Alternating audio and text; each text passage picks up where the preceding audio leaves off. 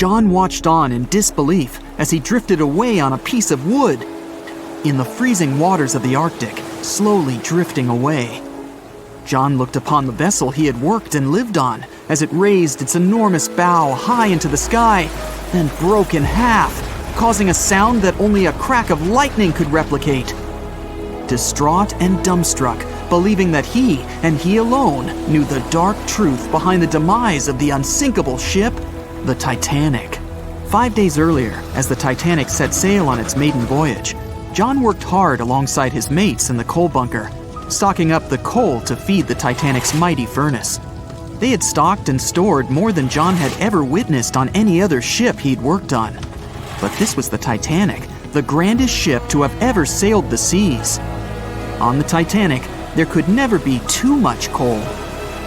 As they left Belfast and pushed toward Southampton, there was a large bang below decks that went unnoticed.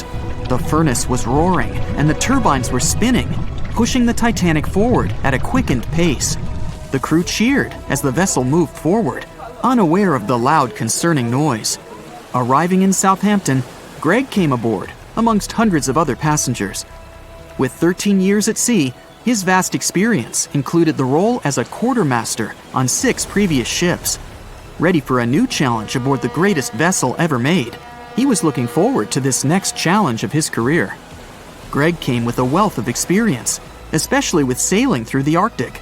His role was vital within the crew, understanding the seas around the North Pole. He would be a key lookout as they set to cross the perilous path of the Iceberg Alley. Greg had some concerns regarding the voyage. The Earth's orbit was remarkably close to the sun and the moon, causing higher tides. This would make icebergs more prominent, drifting them further away and towards the route of the Titanic as they journeyed to New York. Assessing the lookout tower and inspecting the available gear, Greg found no binoculars. This made him concerned, but the sailors just laughed at Greg. "If the deck is short on ice cubes, we'll be sure to plow right through a berg to resupply," a sailor laughed. Greg didn't share this sentiment. Eager to find out why they had been left short-handed on equipment, since he had such a vital role on the ship, Greg inquired further. Sadly, the officer with the keys to the binocular supply cupboard had been removed from the crew at the last minute. Greg couldn't believe something of this importance had been overlooked. For such a mighty ship with so many people aboard and crossing in a particularly perilous path, this just didn't make sense. But not wanting to be fined for breaking into the ship's property, Greg let it slide, hoping that they wouldn't need the binoculars in the end. Ultimately, if there were icebergs expected, a warning call would be made to the captain, informing of any concerns. Little did Greg know that a warning had been received, notifying of the dangers that awaited. But the telegram didn't provide the required prefix, which would have ensured direct delivery to the captain. So, the critical warning was just overlooked. John and his crew below decks prepared for departure, stoking the engines. He noticed an essence of thick exhaust, far too heavy than what would be expected from the furnaces. The crew searched throughout the lower decks. Following a thorough search, they managed to locate the cause of the exhaust. It was an ignited pile of coal within a coal bunker.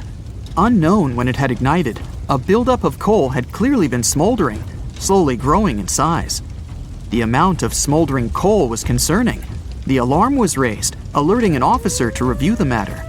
The officer assessed the damage and confirmed with the captain that it was deemed to be of little concern, as only minor damage had been caused. John was unsure of this assessment, as he knew that in confined spaces, surrounded by iron bulkheads, an oven-like environment arises that intensifies the heat with time. But the Titanic would power forward, making no sense to John as they had only just departed from Southampton. He was sure they would have turned back. John and his crew were ordered to shovel the already lit coal into the furnace and continue shoveling until all the smoldering contents would be contained. It was a possible but painstaking task that could take the entire journey. The continuous intake of coal would ensure the turbines would spin at a constant, accelerated pace, not what the Titanic was designed for.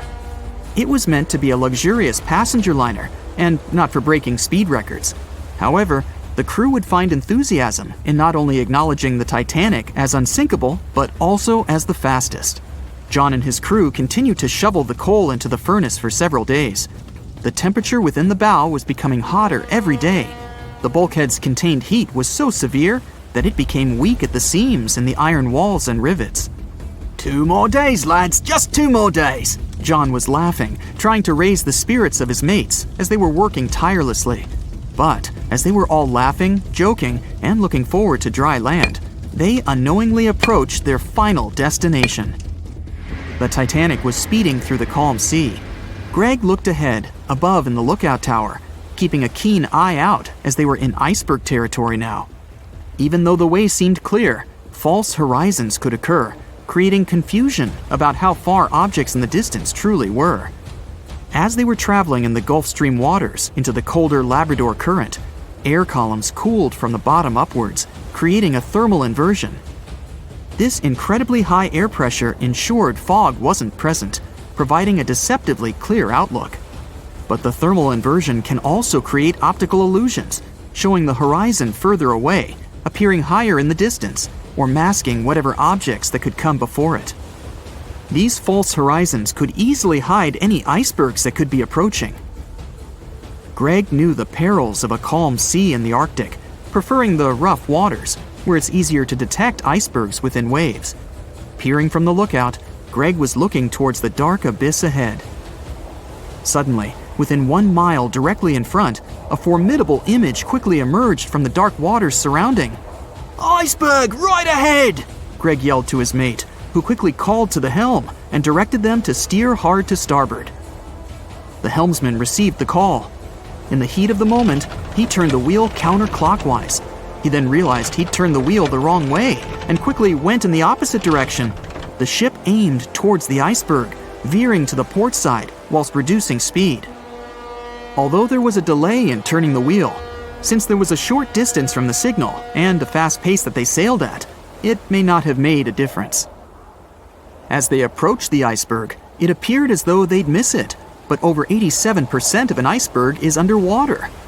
And as they came along the side, the hidden ice underneath hit the port side bow, piercing the side of the hull with a 12-square-foot tear. The ship shook, with all aboard aware that something was amiss. Amongst the confusion and fear, they were oblivious of the damage. As they gathered their bearings, 6 out of 16 compartments were quickly filling up with seawater. The hull could only withstand 4 compartments filling before sinking. Time was ticking as the Titanic made its descent into the depths. The weakened bulkhead with heated steel pillars and rivets broke under the pressure and sudden change of temperature from the ice-cold water. The call was made to abandon the ship. Lifeboats were prepared to be released, while help signals were sent out to nearby ships. The radio operator was guiltily sitting, constantly calling out to a nearby ship that had been in contact with the Titanic recently. There was steady communication with this ship over the past few days, providing warnings of icebergs since the Titanic departed from Southampton. The final warning message received was just 1 hour ago. Upon receiving the final warning, the operator ignorantly responded, "Shut up," with the assumption that their warnings of icebergs were pointless. Following this unfortunate response, the ship turned their radio off and provided radio silence. The closest ship that was responding to their distress signals was 500 miles away, too far to provide any assistance in time. There were countless mistakes that caused the Titanic's watery end, whether they contributed directly or from sheer ignorance. The most tragic of them was the number of people aboard the ship, 2,224 of them. There were only enough lifeboats provided to rescue 1,178, barely half of the people. Have you ever wondered how much of the Titanic is left these days? Now, if you haven't been living under a rock, you probably know that it's been over 100 years since the world's most famous ship turned into a wreck. The RMS Titanic, the world's largest sea liner from the beginning of the 1900s, sank during its maiden voyage, just a few days after leaving port. The ship struck an iceberg on April 14, 1912, taking down over 1,500 passengers of more than 2,200 who were on board the liner at that time. As shocking as this may sound, the Titanic took over 3 years to be built and only 3 hours to sink. And if it were today, the ship would have cost over $210 million to be made. It was last seen on the surface of the Atlantic at 2:20 a.m., and for many decades, that was the last time people saw it. It wasn't until 1985 that the whereabouts of the ship were discovered by oceanographer Robert Ballard, and some parts of the Titanic became visible once again. One of the first discoveries made by Ballard's expedition was that the ship was indeed torn in half before sinking. The early exploratory missions to the part of the ocean floor where the Titanic now lies could only see the hull and the deck of the ship. According to Ballard, the main purpose of these missions was to understand how to preserve the ruins from deteriorating. Another goal was to recover the huge number of personal items scattered along the seabed. The explorer later said the view down there was as shocking as it was emotional. In the field of debris around the wreck, the oceanographer discovered plenty of small objects and personal belongings, many of which he brought back to the surface. There were shoes, some fancier than others. There were pieces of clothing that belonged to crew members, and there were huge propellers. If on the surface they gleamed and shined, on the ocean floor they were embedded and devoured by sand. Ballard pointed out that the area where kitchenware was scattered measured more than a mile in length. There were enough plates, pots, and pans to fill up an entire industrial kitchen. For the first time ever, 3D animation footage reveals exciting images. The simulations show the Titanic's evolution from when she first set sail in 1912 until the state of her ruins today. But simulations weren't enough for deep-sea explorer James Cameron, who envisioned traveling to the heart of the wreck for the first time ever in the history of the ship. Yep, the same James Cameron who happens to be the director of a very famous movie about the ship. He has now dived 33 times to visit the wreck of the Titanic. Here's some fun trivia for you. The director says that his true passion has always been the ocean, and that ever since he was a kid, he wanted to study the sea. Directing, let's say, just happened to be his day job. And when the possibility of directing Titanic appeared, he said yes, just so that he could go and check out the ruins of the ship in real life. Now back to the wreck. According to James Cameron, it wasn't enough for researchers to access only the exterior of the ship. They needed to go inside, analyze and photograph what was left of the pompous interiors of the world's once biggest sea liner. Cameron piloted an innovative robot vehicle equipped with cameras. It helped the man to reveal spaces in the Titanic that no one had ever seen before since the ship touched the bottom. Turkish baths, for instance, still had their tiled walls standing up almost in all their entirety. These baths were exclusively for first-class passengers. They were located right next to the swimming bath and the third-class dining room, and were designed in the Moorish style. People resting there could get heating blankets and ask waiters to bring them anything they needed. If the pictures from before the disaster were astonishing, they carry a different kind of wow factor now, when everything you see in them is hidden underneath the surface of the water. Another shocking discovery was the ship's mast. If we look at the Titanic in its pre-sinking glory, the mast calls much of one's attention. Located on the bow of the huge ship, the mast held together the transmission cables for the Marconi system, a system of wireless telegraphy. That's also where the British merchant flag the Titanic flew was located. The mast stood at the height of a bit more than 100 feet and was equipped with a crow's nest. Nowadays, the mast is unrecognizable. Attacked by corrosion, it collapsed. The crow's nest broke apart too. Now we can see why the modern-day Titanic is a real treasure for deep-sea explorers. But as the wreck of the ship lies at an approximate depth of 12,500 feet, sunlight is non-existent there. So, piloted missions depend on high-end technological equipment to survey the area. Why do you think the Titanic went missing from the public eye for over 70 years? Well, because at that time, technology wasn't advanced enough for people to go down there, as well as bring back good footage of the wreck. Filmmakers were the ones who drove this technology to its advance by trying to film underwater. They began by building boxes to put their cameras inside. And now, deep-sea photography is highly advanced and allows us to marvel at the awesomeness of underwater life. Of course, taking pictures under the sea is no easy feat. For one thing, to withstand that crazy underwater pressure, submarines need to be really strong and have thick walls, no thinner than 11 inches. Plus, explorers need to understand how to film and photograph when there's almost no light around. There was another thing that made documenting the Titanic even more difficult.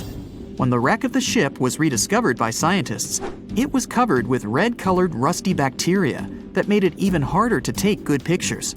As it happens, the color red does not reflect well underwater, which is unfortunate for photographers.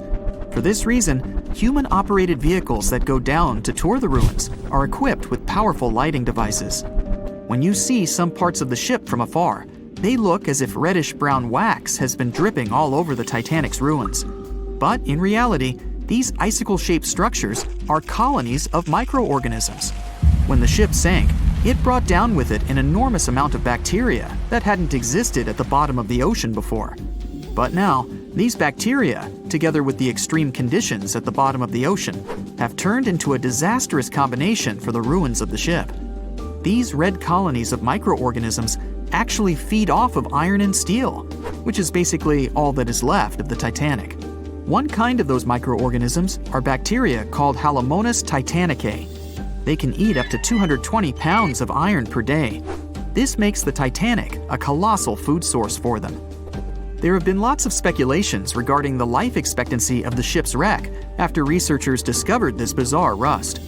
But according to Cameron and his research team, the Titanic isn't going to disintegrate anytime soon.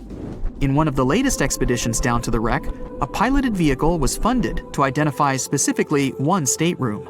It belonged to a very important passenger, Sir Benjamin Guggenheim. Yes, just like the museum. Guggenheim was the son of a mining magnate and a member of the elite group that boarded the transatlantic journey of the Titanic. Born in Philadelphia, Guggenheim was traveling back home to the US.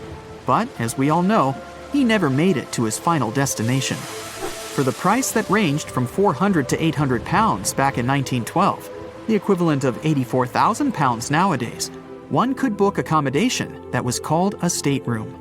Staterooms on the Titanic were the most luxurious kind of first-class rooms. They were located on the B or C decks and were decorated in more than 11 different styles, ranging from Jacobean, Georgian, Italian Renaissance, and the list goes on. These rooms were filled with carved paneling and marquetry made from exotic and rare kinds of wood, such as mahogany, oak, and so on. Guggenheim occupied one of these luxurious rooms, and 100 years later, one of his descendants funded an entire mission just to locate the precise stateroom the man stayed in. This expedition turned into a documentary for National Geographic, and they did manage to identify which stateroom was Guggenheim's, so kudos for them. On the night of April 14th to 15th, 1912, the most modern and unsinkable ship collided with an iceberg and sunk. And it was incredibly scary. Just imagine a huge cruise ship, several times the size of the Statue of Liberty, crashing into a massive chunk of ice and sinking. It's dark and cold. All you can hear is the rumbling and grinding of breaking metal and wood. All that surrounds you is the icy waters of the endless Atlantic Ocean. There's almost no connection with the outside world. There are no phones or internet. Nobody else on the whole planet knows that the ship is sinking. It's a real nightmare. But the most shocking thing is that the people who were on the Titanic that day didn't panic. They were calm, maybe a little worried, but there was no fear on their faces. To understand why they weren't afraid during one of the biggest disasters of the 20th century, you need to see what was going on through their eyes. So, you're a passenger on the infamous ocean liner. Your cabin is located on one of the top decks of the ship. You've just had a great time with your friends at dinner. Now musicians are playing a beautiful melody. Waiters are serving dessert. You go out onto the deck and enjoy the tranquility of the mighty ocean. At this moment, you feel an incredible sense of security and comfort. You're proud that you're one of the first people in the world to travel on the most high-tech ship on the planet. You go to bed in your cabin and wake up because a crew member gently knocks on your door and asks you to go to the deck. There's some kind of issue, but there's no reason to panic. No problem. You'll be happy to go out and take a look at the night sky. The moment when the ship collided with the iceberg felt like nothing more than a slight push, and some passengers didn't even hear it. They realized that something was wrong only when stewards knocked on their doors and asked them to go outside. You're on the deck. There are already a lot of people here. Everyone is more or less calm. Passengers are talking about what might have happened. Listening to the conversations around you, you figure out that the ship is supposedly sinking. The idea seems like nonsense to you, but even if it is true, all passengers will be evacuated in lifeboats anyway. At that time, people didn't know there were half as many rescue boats as needed. Passengers were sure that everyone would be saved. Evacuation begins. Women and children go first. No one panics or tries to get into a boat before it's their turn. All men behave gentlemanly and help crew members to evacuate women. One passenger wants to get into the boat with his wife, but it's not because he's afraid to stay on the Titanic. He's just worried. It seems to him that it's less safe in the boat than on the giant liner. He doesn't want to leave his wife alone, but the crew members explain the situation to him, and the man retreats without any resistance. They begin to launch flares into the air. No one pays any attention to this. Everyone thinks this is a standard procedure for a ship breakdown. If there had been many experienced travelers on board, they would have understood the flares were fired because the ship was in distress. Perhaps then, people would have started panicking, but most of the passengers simply didn't notice it. The boats are lowered one by one. People are watching the evacuation, patiently waiting for their turn. There's no pushing or crowding. Nobody is screaming. The actions of the crew help the passengers to remain calm. They deliberately downplay the severity of the situation to prevent panic. Someone says the boats are launched simply as a precaution. Also, the crew members claim that a rescue ship is heading for the Titanic and is just a few miles away. Some passengers say they see the lights of another ship. The people who are already sitting in the boats want to stay closer to the Titanic, since this way they'll feel safer. Many passengers simply don't want to believe that something serious is happening. Even when they're told the ship is sinking, they refuse to admit it. How is it possible that the unsinkable ship can sink? But this is how the human mind works. In extreme situations, it refuses to believe that something bad is going to happen now. You don't even want to think about it. One of the passengers says that it seems to her that the danger is exaggerated. She claims that all people will return to the Titanic at any moment. Some passengers are afraid, and still, they don't want to leave the ship. Warm cabins and the safest ship in the world are here. The alternative is the ice-cold ocean and small, unstable rescue boats. Someone refuses to leave the ship because they can't find their baggage. Some passengers carry all their belongings with them. They don't want to leave them on the sinking ship. There are many immigrants on board, and some of them don't even understand English. The crew members can't explain to them what's happening. These passengers misunderstand stewards' instructions during the evacuation. They can't figure out the inscriptions on the evacuation signs. Many passengers are sure there's been some kind of breakdown in the engine compartment. The problem will be solved soon, and the Titanic will continue its journey. People only start to realize that the ship is going down when it begins tilting forward, and its rear part starts rising above the water. That's when those around you start panicking. Some jump into the water, others climb into the lifeboats without waiting in line. But in general, there's no chaos and hysteria. And this is despite the fact that there are about 1,500 people on the ship. Scientists claim that some of them never even left their cabins. Those people refused to leave their stuff behind and didn't believe that something serious had happened. During the evacuation, the orchestra is playing. This helps people to keep their cool. They hear music, and it seems to them that everything will be fine. The music keeps playing on the Titanic almost until the very end. At about 2:05 a.m., the crew lowers the last boat with passengers. 15 minutes later, the ship goes underwater. Even after the tragedy, the surviving passengers can't really understand what's happened to them. They remember boarding the boats and moving away from the huge vessel, and they won't forget seeing it go under the water. But even after a while, they still can't realize what a terrible catastrophe they've just experienced. Sometime later, people began to write books about those fateful events. They made documentaries and feature films. The news about the Titanic was in every newspaper. It spread all over the world. In any description of that day, the tragedy looks like a terrible disaster. But those who were there admit they didn't feel all-consuming dread. They just couldn't believe what was happening that day. The tragedy of the Titanic might seem more terrible for people who heard about it than for people who experienced it. Many people around the world refused to go on board large ocean liners after the catastrophe. They were afraid of what could happen to them.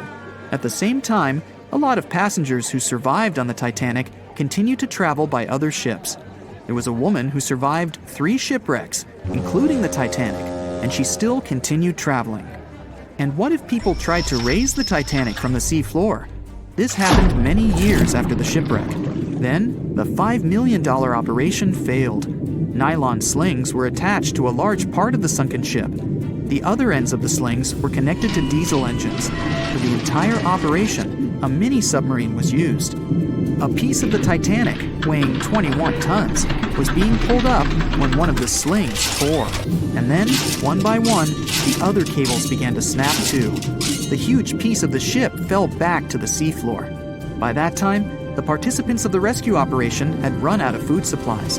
And since the nearest shore was quite far away, they decided not to give it another try. At 11:40 p.m., the Titanic made contact with an iceberg in the North Atlantic Ocean. Many artifacts were found and restored, like parts of the ship, jewelry, and dining plates, to name a few. It took approximately 3 hours for the ship to be completely submerged in the remote icy water. The night was cold and very much alive. The orchestra was playing music as they enchanted the guests on board. Everyone was excited to arrive in America. It was still considered an amazing feat for a ship to cross the Atlantic back in 1912. But as the day went ahead, there was an atmosphere of impending doom for the captain and his crew. No one else felt it though. It seemed to them nothing could possibly go wrong, and this would just be another regular night. To them, the Titanic was unsinkable.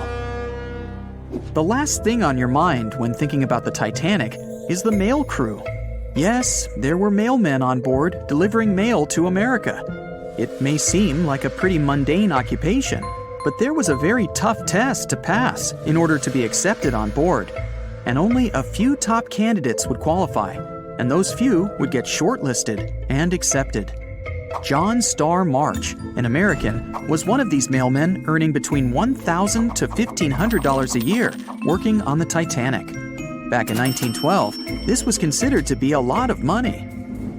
They were not officially part of the ship's crew, since the mail crew was placed near the third-class quarters. But given their influence and resistance, they were eventually moved and given a private dining area. March got this job since he needed the money to support his family. He found a perfect way to earn some big bucks, working on a large ship traveling across the ocean. He was 51 at the time and came from New Jersey. Sadly, he was on board when the ship sank and didn't make it. But they recovered a pocket watch that gives us a little insight into what happened that fateful evening. It's a gold case engraved with filigree and had a caption saying it was made by the Elgin National Watch Company. On the surface, you'd think this would just make a pretty cool antique sitting over the fireplace, but there are some unusual details about it. There are obvious signs water seeped beneath the glass, and the black arms of the watch indicate the time to be exactly 1:27. It leaves us wondering why the clock stopped at this precise hour. What was the owner doing? The mail clerks were operating a fully functioning and efficient mail sorting facility on board the Titanic. This wasn't something you'd come by often on a cruise ship, since typical ocean liners use closed mail bags to transport the mail from one port to another. But the mail sorting facility on the Titanic allowed passengers to send out postcards whenever the ship docked in transit zones in Ireland and France. According to reports, people started heading back to their rooms at around 11 p.m., but some of them were still hanging around and enjoying their night. The 5 mailmen were celebrating a colleague's birthday in their separate dining room. 5 minutes before impact, crew members spotted the iceberg and rang the bell 3 times as a warning that something was ahead of the ship. They gave orders for the Titanic to move left, or, as they say in the biz, hard a starboard, to make the engines reverse. It was not enough to avoid the great impact. At 11:40 p.m., the Titanic struck the iceberg, and disaster erupted on the inside. Not just water seeping in and ultimately sinking the ship, but panic and chaos among the passengers and crew members. Captain Smith reached the deck and was informed that the Titanic had hit an iceberg. And at the same time, the mailroom began filling with water. We know that the 880-foot ship was completely submerged at around 2:20 a.m., with 706 survivors. The time between the impact and the sinking was really eventful. At midnight, they started getting the lifeboats ready for the passengers to evacuate. Orders were given for women and children to board the safety boats with some crewmen to guide and operate them. The problem was that the 20 safety boats available could only host 1,178 people out of the total of more than 2,200 passengers on board. March and his colleagues began sorting out the mail. There was chaos in directing and ordering around. With each second passing, icy cold water was filling the ship. 15 minutes after midnight, Captain Smith ordered his crew members to send out a distress signal. Even though SOS was established earlier than the Titanic, many others used CQD. The CQ stands for General Call, and the D is Distress. The Frankfurt was too far away to help, even though it was one of the first to respond. Even the Titanic's sister ship, the Olympic, responded, but it also was too far away. At 12:20 a.m., the Carpathia received the urgent message and redirected from its original course to help them out, even though they were 58 nautical miles away. Although this was some relieving news, the water kept seeping in at an alarming rate. It wasn't easy to keep everyone calm, knowing that the ship could be underwater in a matter of hours. At this point, many passengers were already on board the safety boats, waiting to descend into the water. The musicians on board began playing music for the ones still waiting. At first, they were playing in the first-class lounge, and then they moved to the deck. There's a debate on how long they were playing for and what song it was. None of the musicians made it out. The 5 mailmen on board were also doing their duties while the ship was sinking. According to a ship officer, the mailroom was already covered in water above the ankles, and the mailmen were busy trying to save as much mail as they could. March was one of them. There were bags of mail floating around. They started with the registered mail. Witnesses of the Titanic sinking reported the mailmen were putting bags of mail on the deck to keep them from getting wet until help arrived. They also mentioned bags of mail were floating about in the freezing water. It wasn't until 12:45 a.m. when lifeboat number 7 on the left side of the ship was lowered onto the water. Even though it had room for roughly 65 people, only 27 people were inside. Many of the safety boats carried fewer passengers than their maximum capacity allowed. The crew were worried that the boats would capsize if so many people were on them. Some reports suggest that some people even refused to board the safety ships, sticking with the claim that the Titanic was unsinkable. At the same time, they fired up one of the 8 distress rockets in the air, but it didn't get them any help. At 12:55 a.m., the second and third safety boats were descended to the waters with 2 male passengers jumping on board. 5 minutes later, another safety boat was lowered with around 39 people. At this point, water entered the base of the grand staircase. In the next 20 minutes, more safety boats were lowered, most of them underloaded. Still no help. The Carpathia was still on the way. Panic was growing, and tensions were rising. There was a lot of anger for people being left behind. At around 1:30 a.m., things were getting out of control. The organized boarding of passengers to the safety boats stopped. March's watch stopped 3 minutes earlier, which could mean he was part of the scuffle between crew members and passengers. It took 3 hours for the Carpathia to arrive.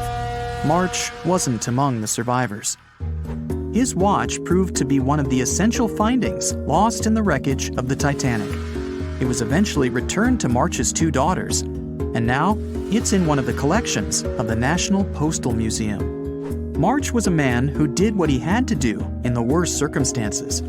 Time was a precious commodity for the people on board the ship, and this watch proved valuable to learn more about the tragic yet inspiring stories of the Titanic. On April 10, 1912, Crowds gathered at Southampton Beach to wave off what was, at the time, the world's largest and most prestigious ship, the RMS Titanic. The cost of the most expensive first-class parlor ticket was $4,350. That's around $70,000 in today's money.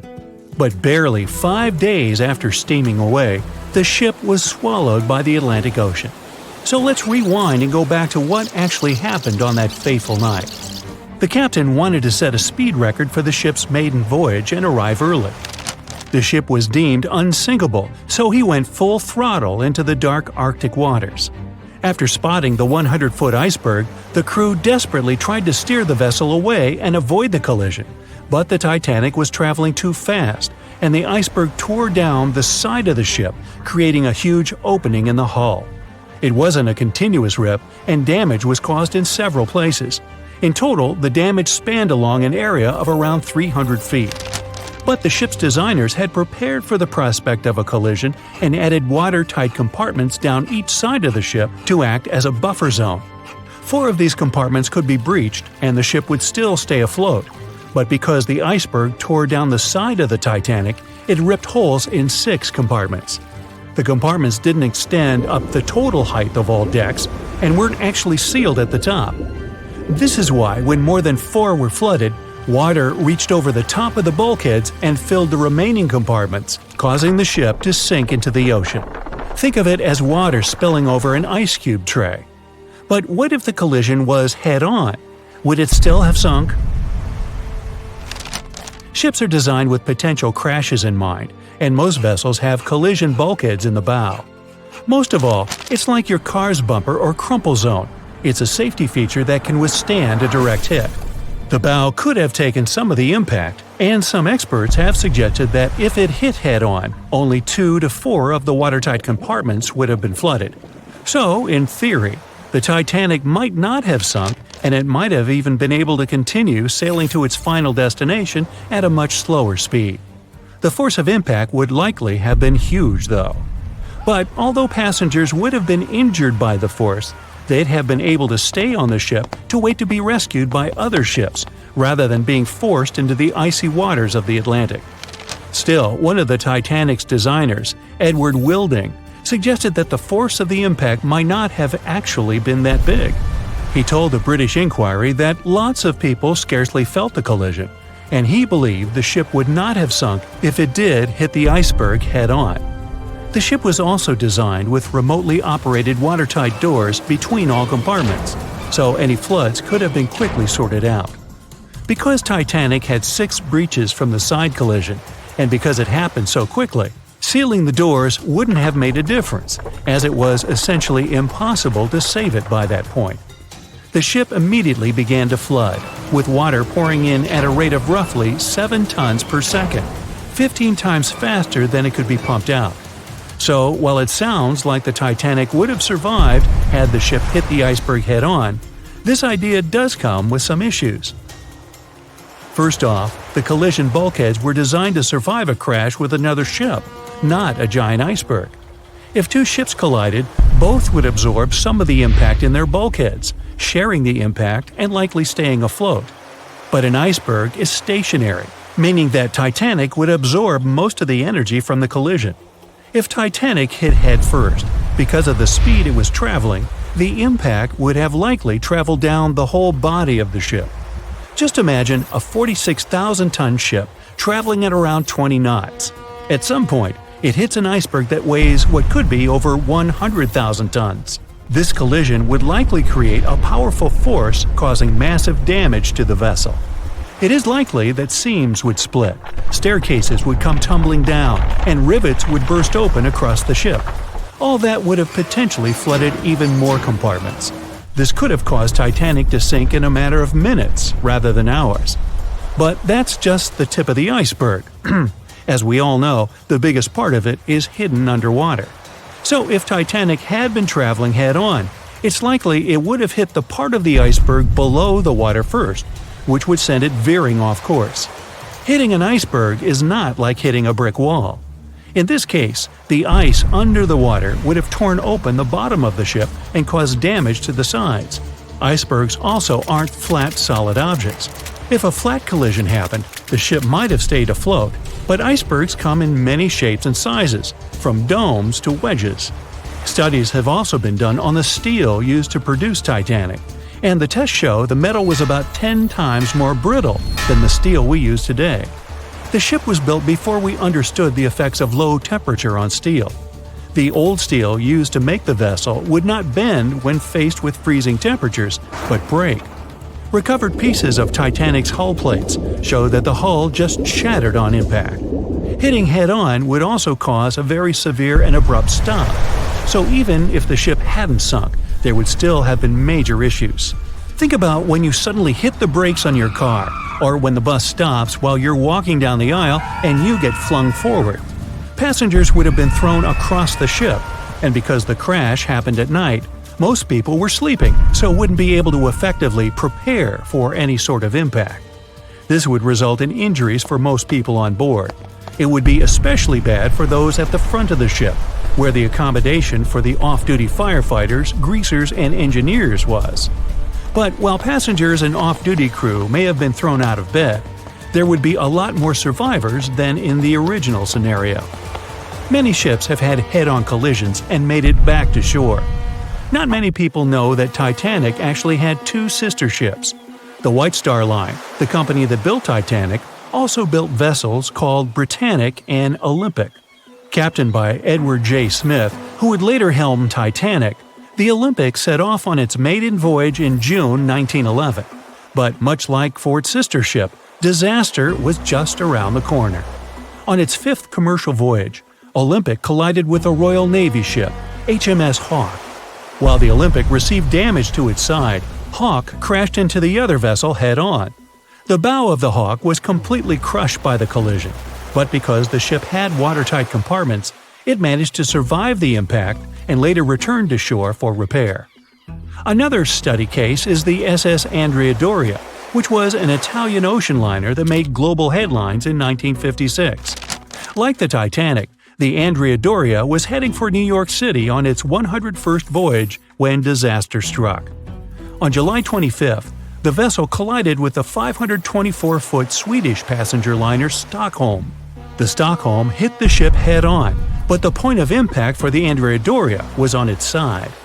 The front of the Stockholm was completely smashed, but because the impact was on its hull, it managed to survive. The Andrea Doria, however, sadly sank due to the collision being on the side of the ship. So these cases could suggest that maybe the Titanic would have survived had it hit the iceberg head-on. But we have to remember that the Titanic hit the thing full speed, whereas both the Olympic and the Andrea Doria were traveling slower. April 14, 1912. The Titanic crashed into a huge iceberg and sank. Yep, we've covered that. But what if this time we use the ice to bring the ship to the surface?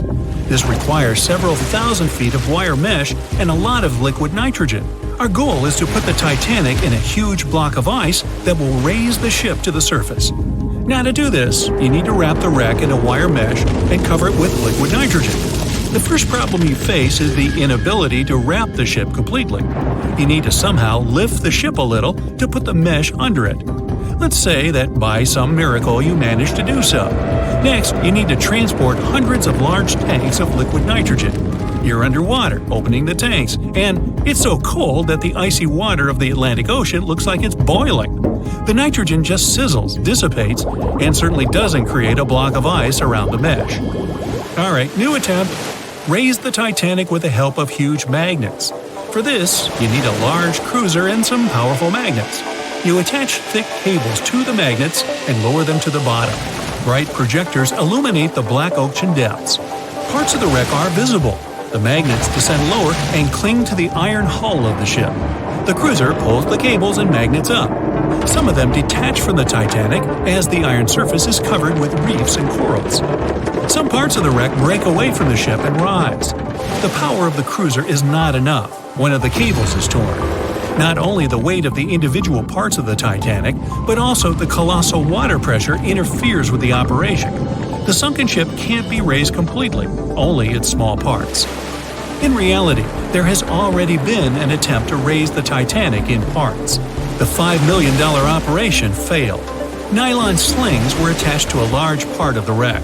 The other ends of the slings were connected to the diesel engines. For the entire operation, they used a mini submarine. A piece of the Titanic weighing 21 tons was pulled up, but one of the slings broke because of the strong water pressure. Then, one by one, the other cables began to snap, and a huge piece fell back to the seafloor. By this time, all the participants of the rescue operation had run out of food supplies, and it was far from the nearest shore, so they decided not to make a second attempt. A book was written and a movie was made about how the Titanic was lifted with compressed air. In reality, no one even attempted this operation. To do this, you'd need several hundred large cylinders of compressed air. At first, you install them inside the Titanic's hull and wait for them to pull the ship to the surface. As soon as you lower the cylinders under the water, they immediately float upwards. This greatly complicates the operation. You need to fasten the cylinders with cables and pull them down to the bottom using a powerful submarine, or better yet, several of them. Because of the high pressure, the cylinders might burst. In this case, the blast wave would hit other cylinders and provoke a catastrophe. Too expensive and unsafe. The most expensive and complex plan to raise the Titanic is probably the one where scientists somehow extract hydrogen and oxygen from the ocean water. Then, these extracted elements must fill special containers. Those containers are attached to the ship, and the Titanic would rise to the surface. Even if you extract oxygen and hydrogen from millions of tons of water, the rest of the ocean water will replace it. A machine that will be capable of such filtering should cost billions of dollars. Or you can come up with a chemical element that will use a chain reaction to purify all the water. In this case, the entire world ocean will be left without vital oxygen. Someone once suggested blowing up the Titanic. You'd need to lower several boxes of dynamite to the ocean floor. The boxes must be completely sealed to prevent the dynamite from getting wet. Next, you need to run several miles of wire conducting an electrical current to them. Once all this is done, you sail to a safe distance. Now, you're going to press the button to pass the current through the wire and activate the dynamite. 3, 2, 1, stop! Why would you do this? Even if it works, the wreckage of the Titanic will be scattered in all directions on the seabed. It will be impossible to lift the Titanic from the ocean. Imagine a huge hook that can fetch the Titanic and lift it from the bottom like a fish. This hook must be huge to pick up a sunken ship.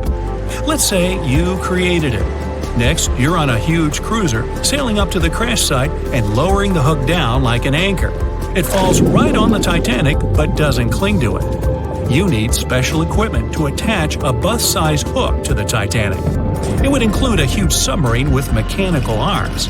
To build such a device and make it work under enormous pressure is already next to impossible. But let's say you finally managed to hook the Titanic. It's then you realize the cruiser doesn't have enough power to lift the ship, weighing more than 50 tons, and the hook that adds about 10 tons more. To complete your task, you'll need a few more cruisers and a few extra $1 million. Once hot wax cools, it hardens and floats on the water surface. What if we deliver it to the ocean floor and pour it inside the Titanic? This may work, given that wax is not an expensive material. So, you melt the wax, pour it into strong tanks, and pull them to the bottom with the help of a submarine. The tanks can withstand enormous pressure, and the submarine has enough power to lower the wax to such a depth. The containers are placed inside the Titanic. Through a remote control, you open the containers, but the wax doesn't pour out. The deeper you go, the colder the water gets. While you were delivering the containers to the ship, the wax was cooling down and getting solid inside. Several containers are pressed against the top of the ship, but it's not enough to lift the Titanic. Other containers simply float away to the surface. And even if the containers were thermostatic and kept hot inside all the time, once released, the wax would solidify in an instant. There would just be no time for it to spread and cover the Titanic from within, so it would just float up as well. Alright, you fill several large and sturdy bags with Vaseline. This substance acts just like wax in the cold. It gets solid and floats. You want to put bags all over the Titanic and just wait for the Vaseline to bring it up. You load the bags into the submarine and descend to the ocean floor. Some parts of the ship can't be reached because of the clinging corals. You decide to unload all the bags in one place, but as soon as you take Vaseline out of the submarine, the bags tear due to the strong pressure. Solid pieces of Vaseline float up, pushed by the water. Mission failed. The craziest idea is to fill the Titanic with millions of ping pong balls. Small plastic balls filled with air should push the ship to the surface. But as soon as you start to lower them to the bottom, the plastic immediately flattens and all the air from the balls pops out. You can deliver the balls inside a submarine, but once you put them inside the Titanic, the pressure will crush them again. Also, you can create balls made from strong ultralight material and fill them with air. In this case, you will need much more money. As soon as you put the balls inside the ship, some of them will immediately slip through the holes in the ship, and the remaining ones won't be enough to lift the wreck weighing more than 50 tons from the bottom. Well, to study the Titanic, you don't need to go down to the ocean floor. On the internet, you can find a detailed 3D map that shows the wreck site, as well as the ship itself on the seabed. To get a realistic picture of the Titanic, researchers used sonar technologies and underwater robots, which took more than 10,000 pictures of the sunken ship. So, what do you think? Leave it alone? Yeah, me too. April 10th, 1912. You're on the coast of the Atlantic Ocean, in a small port town. Hundreds of people, and you among them, are going to board the huge, majestic ship. It's 3 times as long as the Statue of Liberty is tall. The ship is considered the most advanced and unsinkable watercraft of its time. You can see hundreds of luxury cabin windows on its deck, and the Titanic inscription on the magnificent iron hull. This day, the famous superliner set off on its first and last voyage from Southampton to New York. But now, you'll see an alternate story. You can hear a crew member announcing the start of the Titanic's trip. The ship sails from Africa to Bermuda, and the cause of its catastrophe will not be an iceberg at all. For 4 days, Titanic sails through North Atlantic waters. The sun warms the ship so much that during the day, all the passengers sit inside the ship. In the evening, when a cool breeze descends on the ocean, all the people go up on deck to watch the beautiful red sunset. Midnight, April 15th. You're sitting in your cabin reading a book. You're usually asleep at this time, but right now, you're just flipping through page after page. You close the book and look around the cabin. You feel like someone's watching you. You get up and break out into a cold sweat. An inexplicable feeling of anxiety permeates your body and causes goosebumps. You look out the cabin window where the ocean spray is banging the glass, but you can't see anything. There's a thick fog outside. You leave the cabin. In addition to you, several passengers also left their beds because of a heightened sense of danger. They greet you and ask what's wrong, but no one knows. You head to the stairs to go out on the deck to see the situation. At this point, the floor goes out from under your feet. A strong push makes you fall. A rumble reverberates through the Titanic. You get up and see more and more people going out from their cabins. You run up the stairs and meet a crew member. He doesn't tell you anything, but his eyes are wide with fear. You go up on deck and can hardly see anything. A thick, wet fog has settled over the ship. Several passengers are holding their heads as if they have a headache. You see the captain and ask him what happened. The captain admits that he has no idea where you are. You see a compass in his hand. The arrow turns in different directions. It's impossible to determine where exactly the ship is now. Interestingly, there was no such thing as the Bermuda Triangle before 1964, but the first reports of missing ships in this area date back to the middle of the 19th century. Another push. This time you've managed to stay on your feet. It felt like something big just hit the ship. You run to the railing at the edge of the deck and stare overboard. Through the white fog, you notice a huge shark fin. You haven't seen the full size of the shark, but from what you've seen, it must be as long as a train car. The shark swims away, but after a few seconds, you can see its fin again. It quickly approaches the ship and grabs the iron hull with its huge jaws. The deck is shaking. You can hear the grinding of metal. It seems this huge predator just made a hole in the hull. Only one creature on the planet can do this, the Megalodon. It's an ancient marine predator that measured almost 60 feet in length. Megalodon had no competition in the ocean. It was at the top of the food chain. It's believed the shark disappeared millions of years ago, but the ocean is only 5% explored. Here, it's alive and swimming in the mysterious waters of the Bermuda Triangle. Everyone aboard the ship is panicking. People from the lower decks are running upstairs. The Titanic slowly sinks and tilts to the side. Everyone goes to the lifeboats, but no one dares to get in them while the huge ancient monster is around. The ship's bow submerges under the water. You stand on the left side of the deck and see the Megalodon bite off pieces of the iron hull. You shout to the people in the stern section that the Megalodon is busy and they have time to evacuate. The first rescue boats with passengers go down on the water. Some passengers just jump overboard. Fortunately, the water is much warmer than the place where the Titanic actually sank. You put on a life jacket and jump too. The Megalodon attacks the ship and drags it deeper into the water. The smell of the Titanic's kitchen must have attracted it. You find yourself among the ship's flotsam and lifeboats. The fog's finally rising. The starry sky and the moon illuminate the sea's surface. People help you to climb on board a rescue boat. Everyone tries to sail as far away from the sinking ship as possible. You see the huge shark swimming around the Titanic. At this moment, something distracts it, and the predator goes away. More than half of the ship is already under the surface. The second part looks like a candle sticking out of the water. The ocean is calm. The sky's clear and cloudless. There's no wind. From the side, you see a huge wave growing behind the Titanic. It's about 50 feet high, like a 5-story building. It knocks the ship down as easily as if it was made of paper. The monster wave dissolves in the water as quickly and unexpectedly as it appeared. You've just witnessed a rogue wave. This phenomenon occurs all over the world. Enormous waves suddenly appear, demolish ships, and disappear without a trace. Scientists still can't determine their exact nature, but according to the most popular theory, these waves are formed by kinetic vampirism. Under certain natural conditions, waves accumulate and exchange kinetic energy.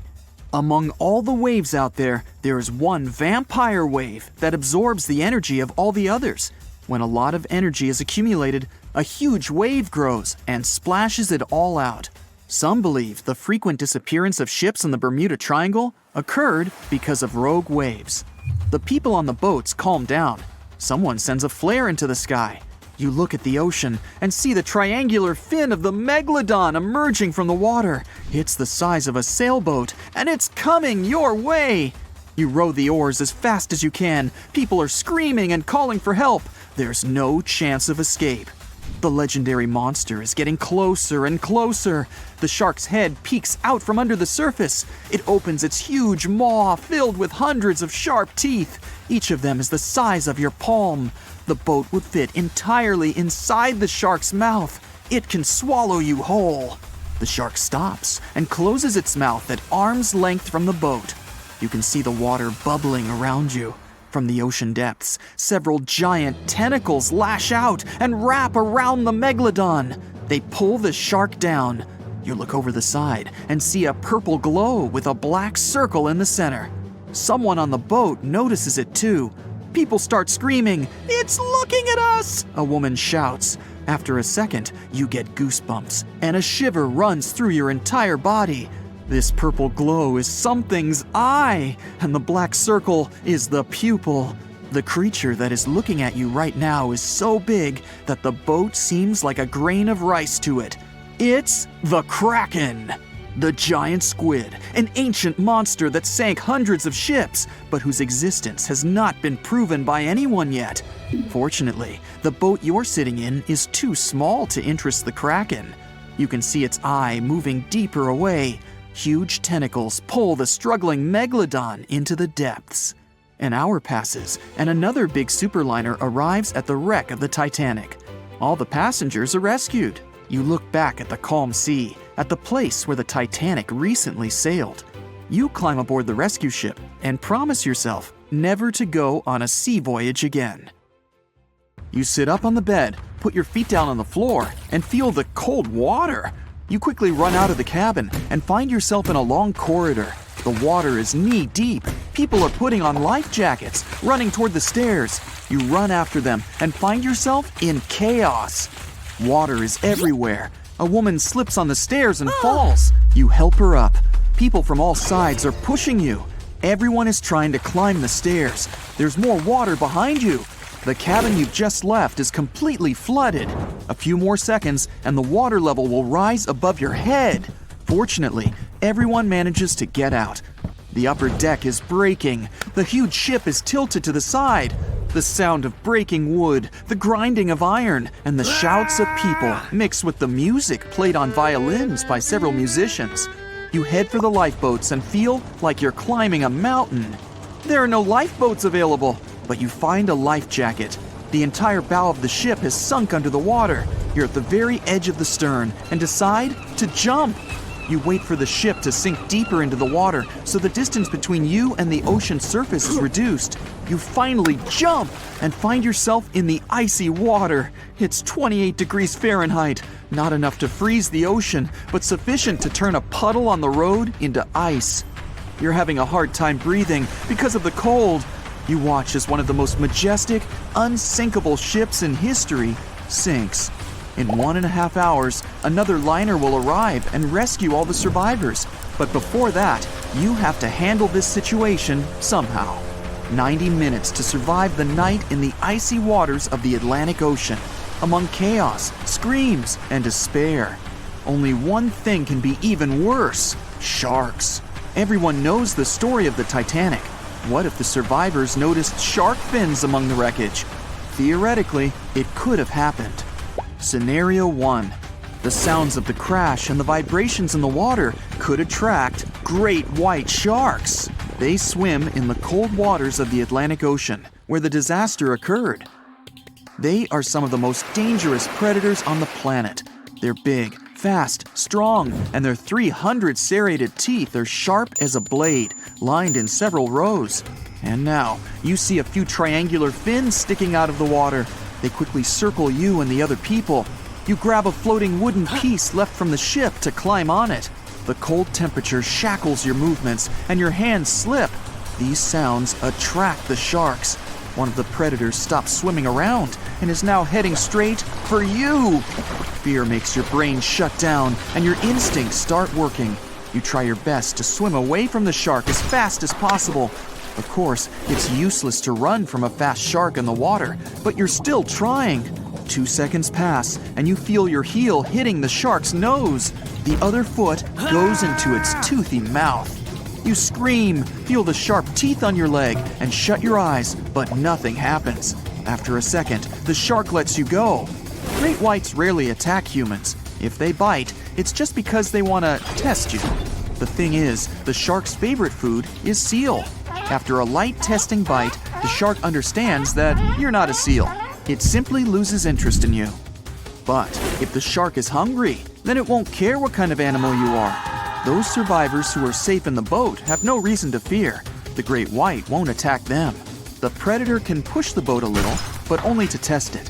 If there's a fridge with steaks on board and someone decides to feed them to the sharks, then problems will begin. Several predators will push the boat until the steaks fall in the water. The shark is swimming away from you. Then, one of the lifeboats picks you up. You're safe. Soon, another liner will arrive, and you'll find yourself in a warm and cozy place. Scenario 2. If the water was warmer, Titanic survivors could encounter bull sharks. You jump into the water from the sinking ship.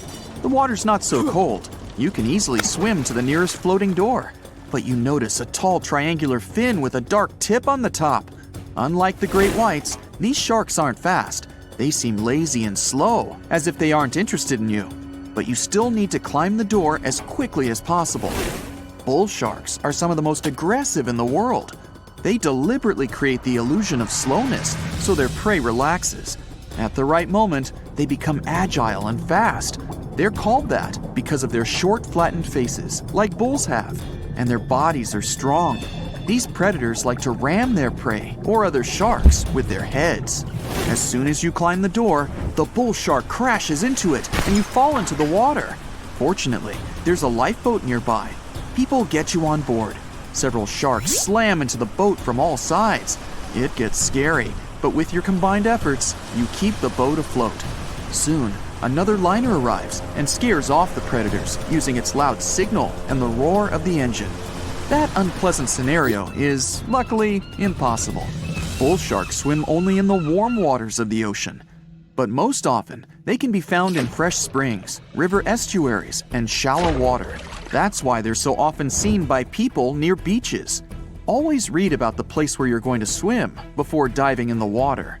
The third and most likely scenario: you jump into the water, it's icy again, and you're having a hard time moving because of the cold. Your life jacket keeps you on the surface perfectly. The lights of the sinking Titanic light up the water a little, and in the black infinite depth, you notice what looks like a large block of stone. An ancient fish, the most majestic shark in the world, is swimming near you. It's a Greenland shark. They swim even in the Arctic waters, so they're not afraid of the cold temperatures of the North Atlantic. This huge predator is bigger than a car. Each year, its length increases by 0.3 inches. You're lucky to see it, as it's one of the rarest sharks in the world. Fortunately, it has a docile nature and will not attack you. The entire kitchen of the Titanic may be floating in the water and attracting these sharks. They're slow, peaceful, and old. The age of the Greenland shark can reach 400 years. This shark is considered adult 150 years after birth. The one you're currently looking at in 1912 may have witnessed the golden age of pirates with sabers, parrots, and eye patches. Arr! And it's quite possible that the same shark that saw the Titanic disaster is still alive in 2021 and slowly wandering the cold waters of the Atlantic Ocean. In all these scenarios, you manage to escape. But if a shark attacks you in the water and there's no boat nearby, then you still have a chance to survive anyway. The main thing is not to panic. Don't splash or make sudden movements so as not to excite the shark. You're wearing a life jacket, so you don't have to move to stay afloat. Do not swim away from the shark, otherwise it'll think that you're its prey. The shark will be swimming around you, so don't lose sight of it. You can slowly swim away to a boat or wooden boards, anything that you can climb. If you're near the shore, then slowly swim towards it until you reach shallow water. After that, you need to quickly run away. But be careful, the shark can even get you out there, so keep your eyes on it at all times. If the shark still attacks you, then you will have to fight for your life. Weak points of the shark are its eyes and gills. Aim for them with your fists and feet.